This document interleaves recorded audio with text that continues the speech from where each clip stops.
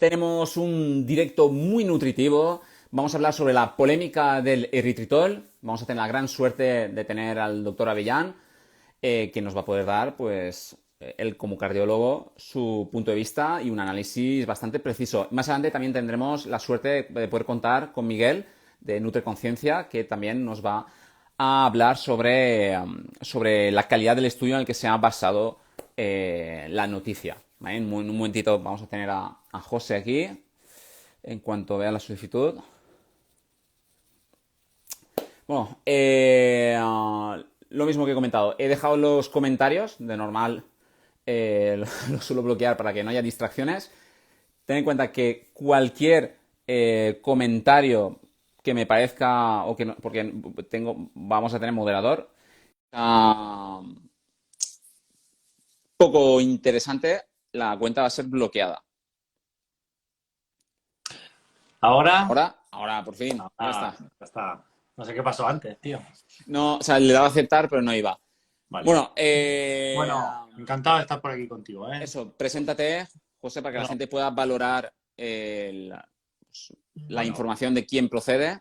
bueno, no, en realidad procede de un cardiólogo que apasionado del estilo de vida, divulgo en redes sociales y bueno, esto me toca, ¿no? Porque salió por la noticia que se ha hecho muy viral y ha sido muy promocionada sobre que el eritritol causaba infartos y problemas cardio y cerebrovasculares, ¿no? Algo que pues me llamó obviamente mucho la atención y me puse a leer. Yo, mi relación con la investigación, en plan, ¿por qué sé o puedo, digamos, ser crítico con un estudio?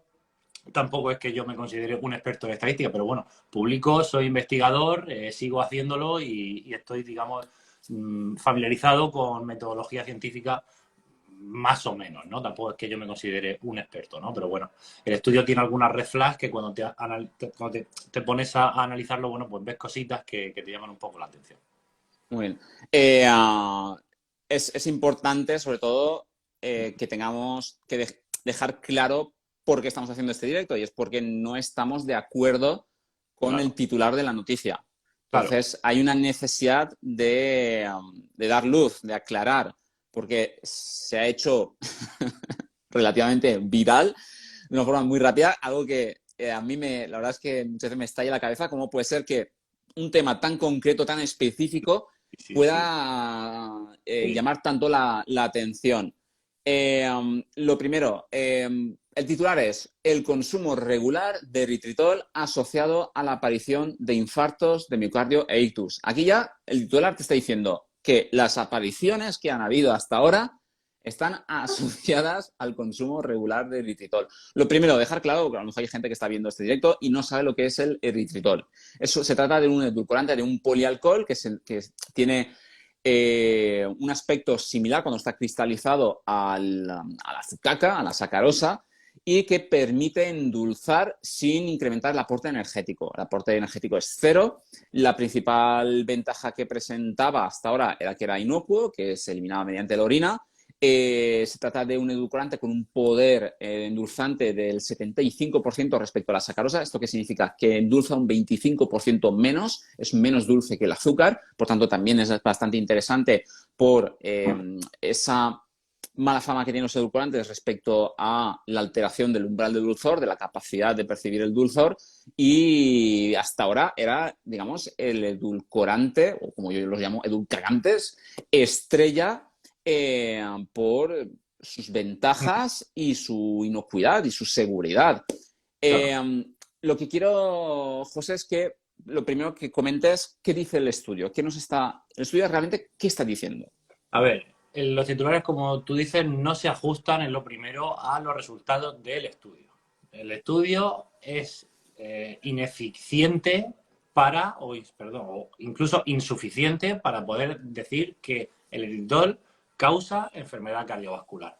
Porque no es un estudio que está diseñado para eso. O sea, allí en el estudio, a grandes rasgos y como súper resumido, lo que vieron los investigadores es que en varias cohortes de pacientes, es decir, en varias muestras de pacientes muy grandes, de casi 1.000 y pico y más de 2.000 pacientes, cuando dividían a la población en función de sus niveles de eritritol en sangre, no en su consumo, porque no sabemos lo que consumía, sino el eritritol que tenían en sangre, pues vieron que los pacientes de esas cohortes que más eritritol, más niveles tenían en sangre, desarrollaban más enfermedad cardiovascular a 3 años, más infartos y más ictus incluso. Pero ¿qué es lo que ocurre? Que nosotros no hemos, ese estudio no está hecho de modo en el que nosotros demos eritritol a una parte de la población y vemos si esa población se infarta más, sino que son sus niveles en sangre.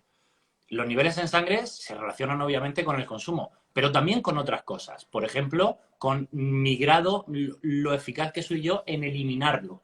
Por ejemplo, el eritritol sabemos que se elimina normalmente en 24 horas, principalmente por eliminación renal. Si mis riñones van peor, a lo mejor mantengo más tiempo mis niveles en sangre. Y cuando vemos, que eso también está publicado en el estudio, qué características tenía la población que tenía más niveles en sangre, pues vemos claramente que son enfermos cardiovasculares con están mucho más enfermos. De hecho, son enfermos. Una población en la que la mitad de los pacientes ha sufrido ya un infarto es una población enferma. Yo no sé de dónde viene esa población. Seguramente son datos de algunas cohortes de pacientes que se han estudiado para otra cosa en el ámbito de la cardiología porque son pacientes muy enfermos. Entonces, como te digo, no está controlado cuánto eritritol consumía la muestra y desde luego no es una muestra aplicable a la población normal porque son gente enferma. Entonces no se puede decir que se haya demostrado que el eritritol causa enfermedad cardiovascular, ¿vale? Entonces tenemos, primero, que no sabemos cuánto se consumía, no podemos saberlo. Eso no está controlado, eso no sale en el estudio. Luego también tenemos que se trata de una población enferma, por tanto, el consumo de ese eritritol va a tener un impacto distinto en ellos. Claro. Y luego tampoco sabemos... por lo menos no es aplicable en una población sana. Y no sabemos, o sea, no podemos compararlo tampoco con una población sana, cómo responde esa población sana. Claro. No es un estudio como cuando, por ejemplo, probamos la eficacia de una sustancia o un fármaco en el cual damos esa sustancia a una población o ese fármaco a una población y a otra le damos placebo.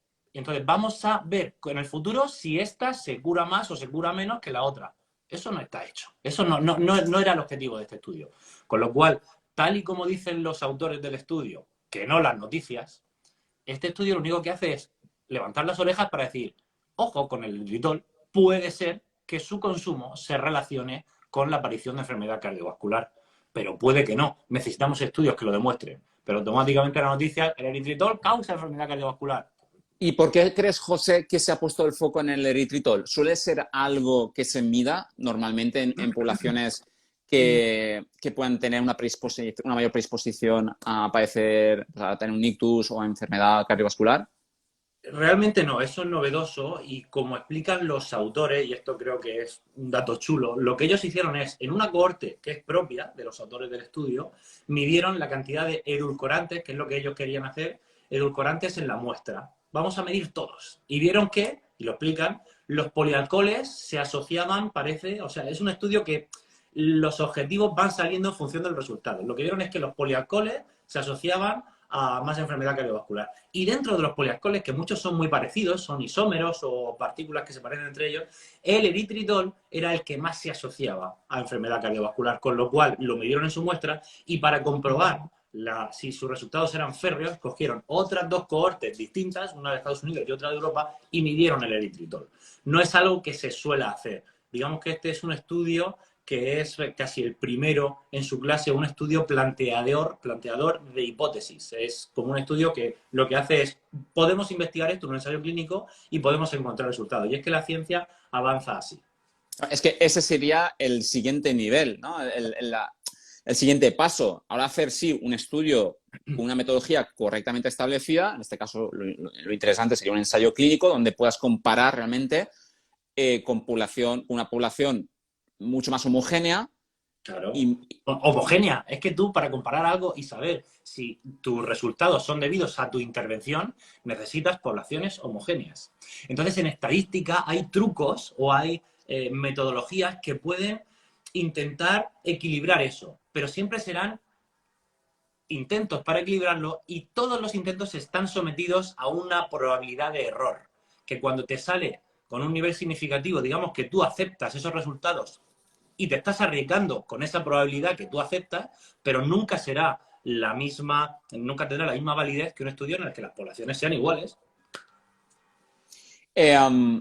Ahora algo que me parece bastante interesante, aprovechando que eres cardiólogo, ¿nos puedes decir cuáles son los evidenciados factores de riesgo para la enfermedad cardiovascular? ¿Cuáles son los que sí tenemos a día de hoy? Porque la gente ahora mismo, ¿vale? El eritritol parece ser un estudio que podría...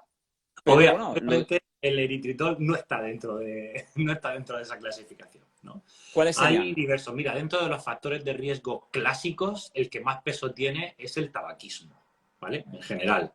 Dentro de los factores de riesgo clásicos están el tabaquismo, la obesidad, el aumento de niveles de colesterol en sangre, la hipertensión arterial, la diabetes y el antecedente previo de ya haber tenido un evento cardiovascular y los antecedentes familiares. Dentro de los clásicos, no sé si me dejo alguno más. Dentro de los nuevos que sabemos o empezamos a saber que ya hay, bueno, que pues probablemente sean factores con un peso muy importante, está la mala composición corporal, no solo la obesidad, sino un bajo porcentaje de grasa y un bajo porcentaje de masa muscular y un alto de grasa. El estrés crónico, y seguro el sedentarismo, o sea, el no realizar ejercicio físico, y seguro que me dejo alguno más que ya. Pero entonces, básicamente son esos. No está por lo que me comentas, en los que nosotros como usuarios podemos influir directamente son una buena alimentación, claro, y ejercicio físico. Sí, por supuesto, pero también en el estrés, en el descanso, en la sincronización con el planeta, todo eso es importante, pero sí, eso es. Vale. Más que nada porque la gente no se le olvide que además de tirar el bote de eritritol, que tienen que comer bien, tienen que seguir comiendo bien, tienen que dejar de chuzarse los fines de semana a alcohol, tienen que empezar a moverse más. Si tiene un exceso de tejido graso, empezar a ponerle solución. Ese es el planteamiento.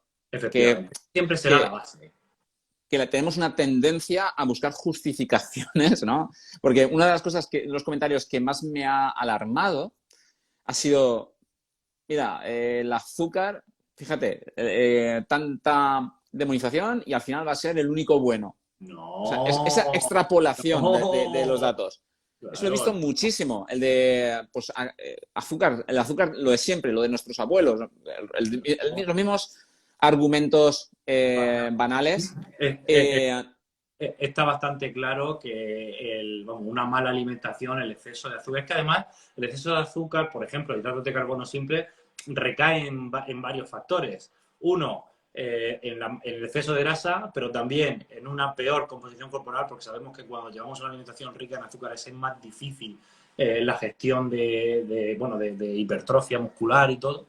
Y luego incluso en el sedentarismo, porque cuando llevamos una mala alimentación, el propio cuerpo se desbalancea, tenemos una sensación de que solo queremos comer, los típicos, bueno, incluso las bajadas de insulina y los picos glucémicos lo que hacen es que no tengamos la misma energía y eso recaba en el sedentarismo y es que todo es... reactivas. Claro.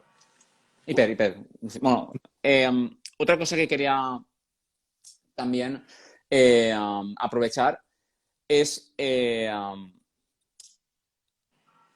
nos des unas recomendaciones, unos consejos de cómo interpretar la información cuando vemos noticias de este tipo, cómo debemos tomarlas, cómo debemos reaccionar. De hecho, bueno, eso sí, Miguel, ahora dentro de un ratito, si estás viéndolo, haz la solicitud y ahora entrará Miguel de Nutre Conciencia y nos va a dar también un poco más de info sobre el análisis del estudio del que hemos estado hablando. Pero respecto a cómo debemos percibir este tipo de noticias, José, ¿cuál es la precaución que debemos tomar? Porque, claro, aquí tenemos la suerte de ambos de tener ciertos conocimientos que nos permiten poder darnos cuenta y alarmarnos, pero es que, claro, esto... Si lo extrapolas a cualquier otra cosa y dices, en cuántas cosas nos engañan. Pero bueno, en este tipo de noticias relacionadas con la salud que están basadas en estudios. Yo creo que el clickbait, las llamadas de atención por parte de los medios de comunicación son continuos y en muchísimas ocasiones, y sobre todo en lo que tiene que ver con salud, pues digamos que ensalzan unas bondades o unas noticias o algo muy particular de un estudio que no se acercan mucho a la realidad. Yo creo que antes que aprender a interpretar un ensayo clínico o un estudio, es más coherente dar la información de todo lo que te digan, duda y acude a fuentes fiables. Porque esto de se descubre la cura contra el cáncer, joder, es que lo leo todas las semanas y nada más lejos de la realidad. Con el cáncer vamos avanzando poco a poco y a lo mejor en algún caso se ha descubierto que un fármaco puede aumentar la esperanza de vida. Esto es continuo. Pues con el eritritol ha pasado exactamente lo mismo. Un estudio ha puesto en evidencia o sobre la mesa que quizá los edulcorantes pueden no ser tan seguros como creemos, algo que es coherente pensarlo y que hay que estudiarlo, porque en el caso de que se demuestre, sí que es importante. Pero no se ha demostrado a día de hoy que el eritritol en este caso pues cause infarto, porque el estudio no estaba diseñado para esto, como hemos comentado. Entonces yo creo que es más educativo y más va a ser mucho más le vamos a sacar más partido de aprender a dudar de todas esas noticias con tinte sensacionalista. Cuando veamos esto causa infarto, bueno, vamos a ver de verdad qué, ¿no? Porque al final lo que nos va llevando este tipo de información es, como hemos dicho, a ir de un extremismo a otro. Pues ahora voy a consumir azúcar, ¿no? No, el azúcar está demostradísimo que produce enfermedad cardiovascular. La polarización, la polarización. Y, José, claro, dices, debemos ser más cautos y buscar fuentes fiables. ¿Qué fuentes fiables? La gente, Bueno, ¿dónde puede acudir la gente? Porque, claro, nosotros como divulgadores, pues vamos a intentar ser responsables siempre. Y la gente que pueda tener la suerte de caer, por ejemplo, en una cuenta como la tuya, va a poder tener acceso a esa información fiable. Pero si no, ¿qué haces? bueno, pues ¿Cómo, ¿A realmente quién acudes? yo lo que recomendaría es ir a profesionales que de verdad entiendan de esto y que tengan un mensaje cauto. A mí me gusta mucho esto de las red flags para detectar este influencer un poco, bueno, pues poco cauteloso, ¿no? Si alguien te dice que algo provoca algo con total seguridad y en base a poco tiempo, empieza a dudar. Si alguien te vende recetas mágicas para tu salud, empieza a dudar, porque realmente la salud es algo muy complejo donde muchísimos factores intervienen y es un gran asunto con una solución, digamos, muy amplia y muy compleja. Si Sí, ¿no? alguien La te está forma a lo mejor de diciendo, transmitir la información, el ser excesivamente tajante, el no claro, dar opción a la duda y ¿no? Ese tipo de mensajes son los que deben deben de generarnos. alertar. Deben de Vale. alertar. O sea, si alguien te está diciendo que los hidratos de carbono son buenísimos o malos, bueno, ni una cosa ni la otra. Seguramente todo entra en el contexto, ¿no? Y lo mismo con, vamos, yo digo hidratos de carbono, pero lo mismo con las grasas. O sea, la salud es un problema o un asunto muy complejo que requiere soluciones complejas. Así que, por ejemplo, Miguel, yo lo recomiendo muchísimo. Tío, Muy buenas, estudia un Miguel. huevo. Bueno, Miguel, antes que nada, muchas gracias por estar aquí. Por favor, preséntate para que la gente también pueda saber al pedazo de profesional también que tenemos aquí para que pueda valorar la información. Sí, o sea, he estado escuchando todo el rato y la verdad que es súper interesante por ahora, o sea, a la altura de lo que me esperaba.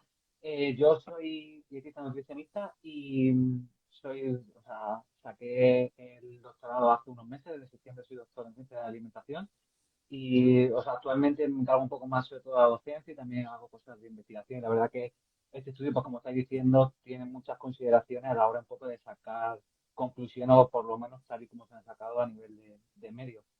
¿Qué nos dirías, Miguel? ¿Qué es lo que más te ha eh, llamado la atención en cuanto a los posibles errores que puedas ver en este estudio? Vale, o sea, hay uno que yo lo veo que es súper claro y como ha contado José, realmente, o sea, en este tipo Espera un de momento, estudios, Miguel, perdona, es que dicen que no se oye bien. A lo mejor acústica, es. ¿Tienes los cascos? ¿El audio de dónde viene? ¿De los cascos o del móvil?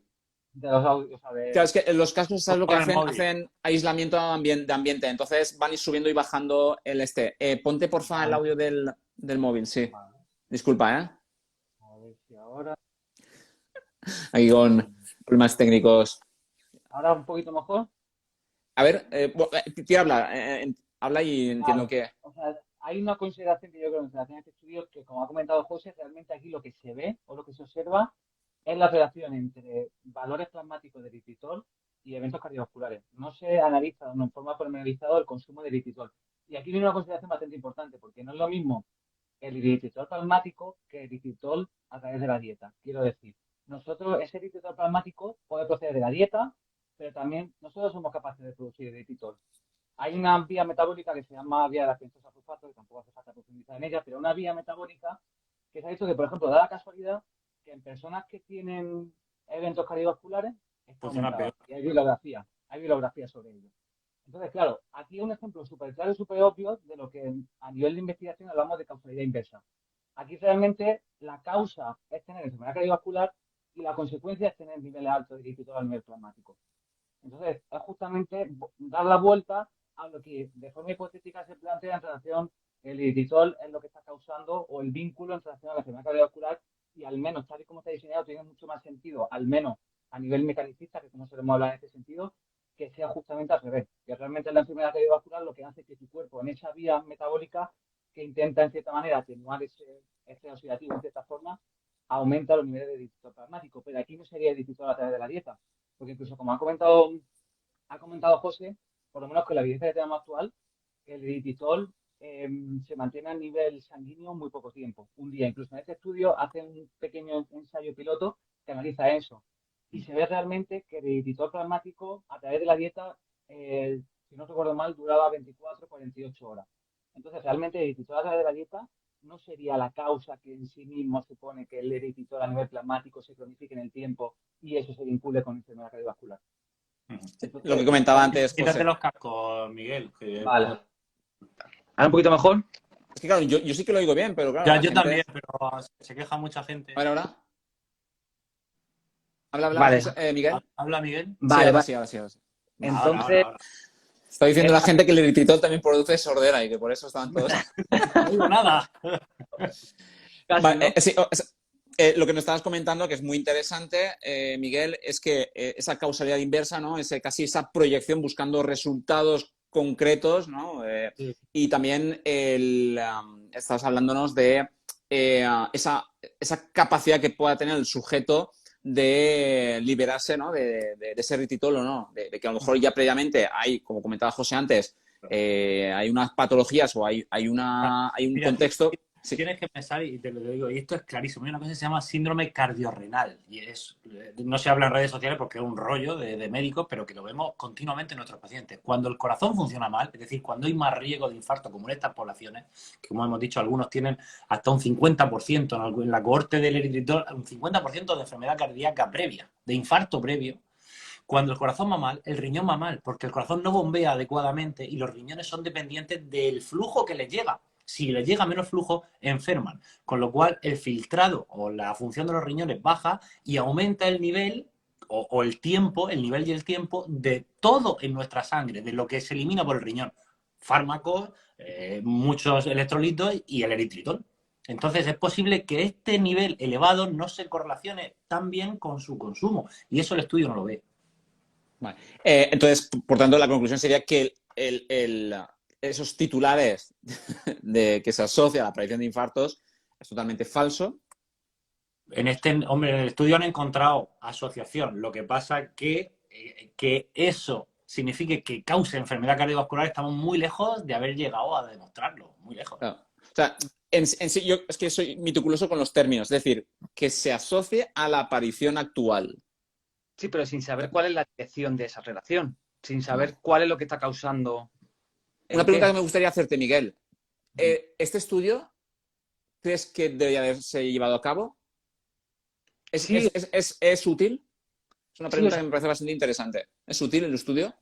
como ha planteado José, al final para cambiar el paradigma tiene que haber estudios diferentes que hagan cosas distintas y que planteen incógnitas.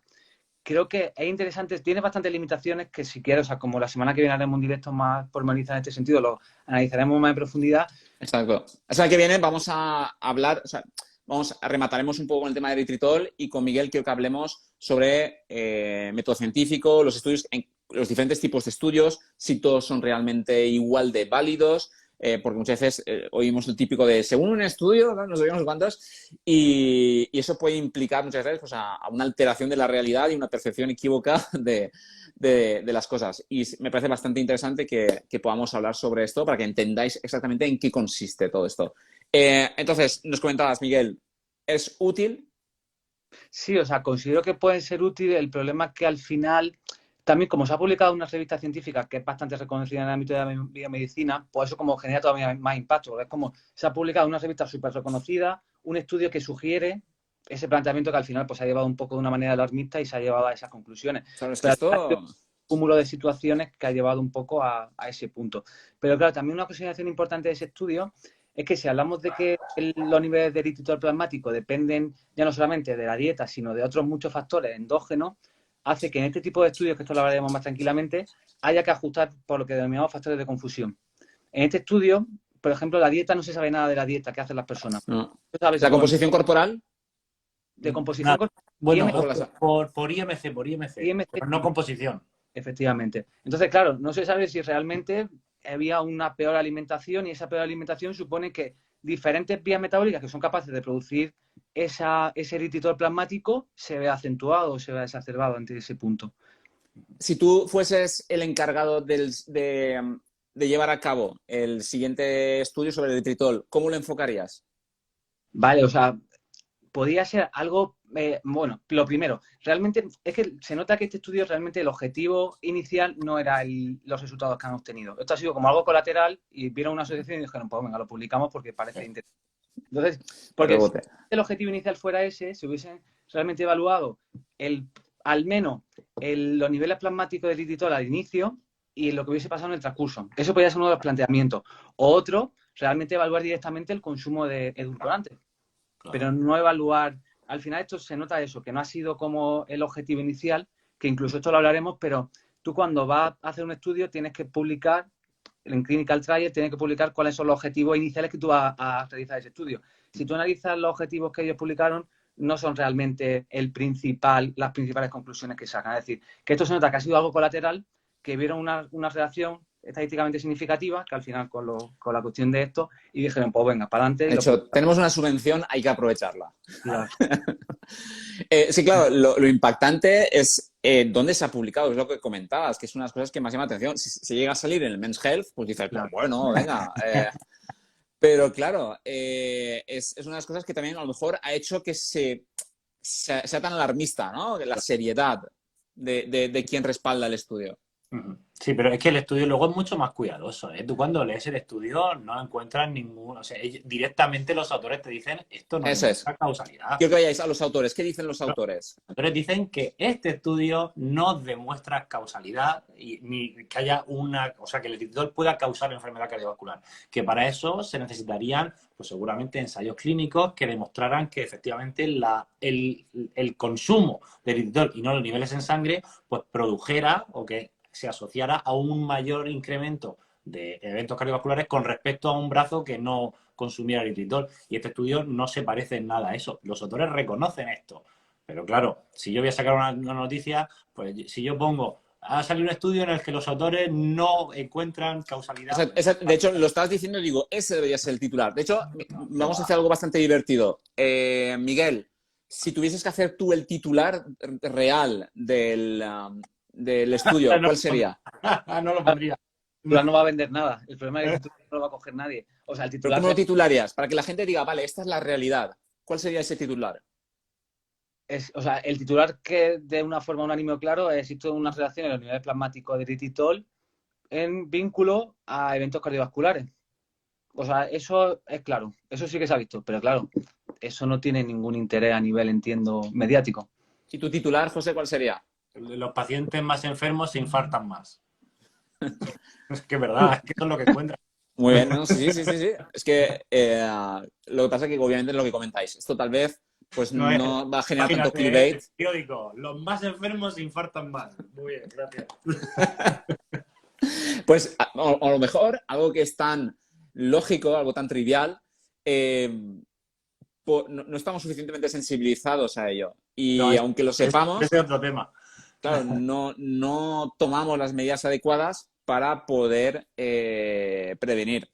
Así que yo creo que ha quedado bastante claro que vamos a hacer ahora un cierre, que el cierre yo creo que es para que la gente se quede satisfecha, porque al final la gente, os digo una cosa, lo que quiere saber la gente es, a ver, yo mañana en mi café me puedo tomar el eritritol o no. Miguel, Claro, es. en tu Sí. café, ¿pondrías eritritol? Sí. ¿Y tú, Mejor, José? o sea, un pequeño matiz. Matiz. O sea, al final, como todo en la vida o en relación a la alimentación, ¿comparado con qué? Si es para echarle azúcar, pues yo sí lo considero un cambio. Sin Exacto, muy bien, muy bien. azúcar y sin nada. Pero eso Tienes en depende la mesa azúcar, eritritol y sacarina con acel-sulfamo K. ¿Cuál de las tres opciones te pondrías? eritritol, sin duda. Vale. José, Yo también. dentro de estas- Si tengo que echar algo, yo no tomo con el café, pero si tengo que echar algo, es eritritol. tienes una pistola en la cabeza y hay que endulzar ese café. Eritritol. No, es verdad.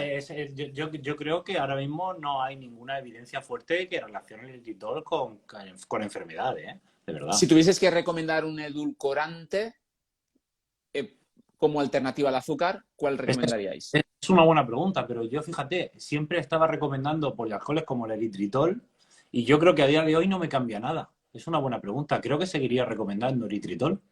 ¿Y tú, Miguel? Si te gusta la stevia, perdón, pero es que a mí no me gusta. No puedo con ese sabor. No, yo acabaría con ella. Sí, además, por ejemplo, el eritritol es curioso porque a nivel legislativo, en etiquetado de eritritol, a nivel legislativo tiene 0 kilocalorías cada gramo. El resto de polialcoholes, por a nivel legislativo, tienen 2,4 o 2,5.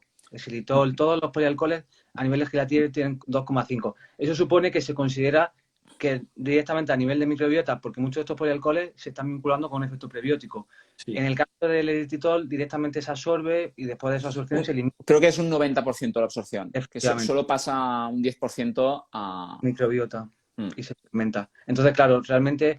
E incluso hay estudios que lo asocian a una... O sea, que promueve un incremento de las poblaciones buenas, o sea, que no genera disbiosis. Claro. Entonces, hasta ahora es por lo menos lo que sabíamos. Entonces yo, la verdad, también yo creo que aquí viene la cuestión, que como dentro de ese concepto de edulcorante es el que puede estar mejor visto, pues claro, un estudio que pueda sugerir que el que consideramos como más idóneo actualmente puede ser más problemático de lo que considerábamos, pues claro, llama mucho más la atención que seguir el bombo del azúcar, que ya todo el mundo sabe del azúcar. Claro. Entonces era algo diferente y algo que todavía no estaba estigmatizado en cierta forma. Quizá yo, como dar también un mensaje de esto, a mí sí que me parece que debemos que está muy bien y que comparado con el azúcar va muy bien, pero que yo creo que nuestra misión o nuestro mejor mensaje debería de ser que debemos de intentar eliminar todos estos edulcorantes naturales o artificiales de nuestra alimentación. 100%. ¿No? 100% hay que intentar saborear los alimentos. Claro. Luego, el eritritol tiene una cosa que yo como tengo una etapa culinaria, también lo sé, que es muy bueno porque los que hacen cocina y comida lo tienen en cuenta. Y es que el azúcar no solo es endulzante, sino que tiene una función en la comida tecnológica, espesante. Y el eritritol, como su poder endulzante es muy similar al azúcar, no es como la sacarina que endulza 100 veces más. Necesitan mucha cantidad y eso también te vale para dar textura a los alimentos, entonces por eso también se usa mucho, pero claro, te encuentras a veces cremas, no sé, proteicas o lo que sea, que más de su 50% de su peso es eritritol. Entonces, ¿de verdad tenemos que consumir esas cosas? Pues a lo mejor no lo sé. Efectivamente, siempre hay que contextualizar y debemos intentar analizar, esto es mi punto de vista, de dónde venimos, qué buscamos. ¿De dónde venimos? Tenemos ya una muy mala alimentación. El hecho de sustituir estos productos petados de azúcar por alternativas mucho menos energéticas, reduciendo esa densidad mediante el uso de edulcorantes, nos va a generar un impacto positivo. Adelante. Que tú ya a día de hoy tienes el superpoder de no tener que necesitar consumir alimentos hiperpalatables, pues no necesitas utilizar este tipo de productos. No te va a generar ventajas o beneficios como consumir fruta o verdura.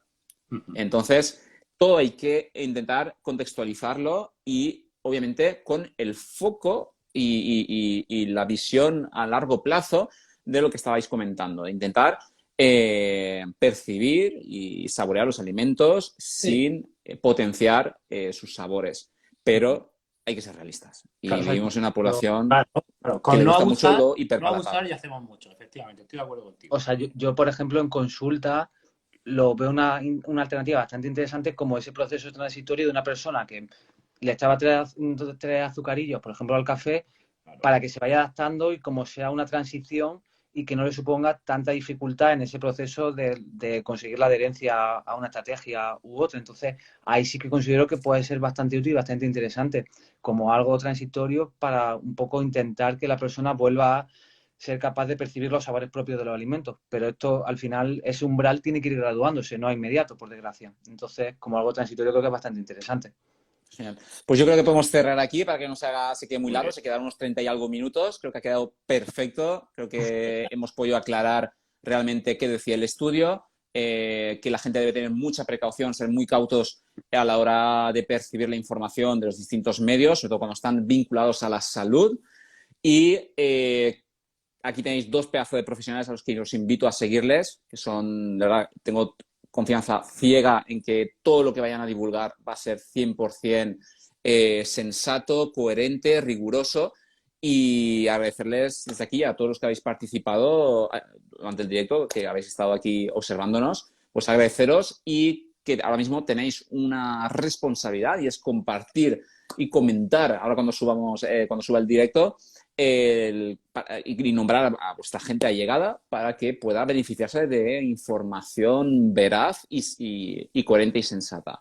Así que nada, os dejo despediros Nada, y cerramos pues, el directo. muchísimas gracias, Roberto. Si alguien ha sido tan insensato como para llegar por aquí, por seguirnos a Miguel o a mí y no a Roberto Vidal, el coach nutricional, por favor, seguidlo, que él también, vamos, yo he aprendido mucho con él, te lo digo, sí, he aprendido mucho contigo. O sea que nada, para mí es un orgullo, muchísimas gracias y que sea el primero de muchos. Aquí me tiene Roberto. Exacto, exacto.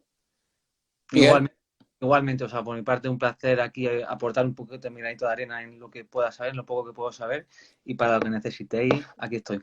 La semana que viene nos vemos en el directo sobre metodología científica, ¿vale? Muchísimas gracias a todos. Cuidaos muchísimo. Hasta pronto. Chao.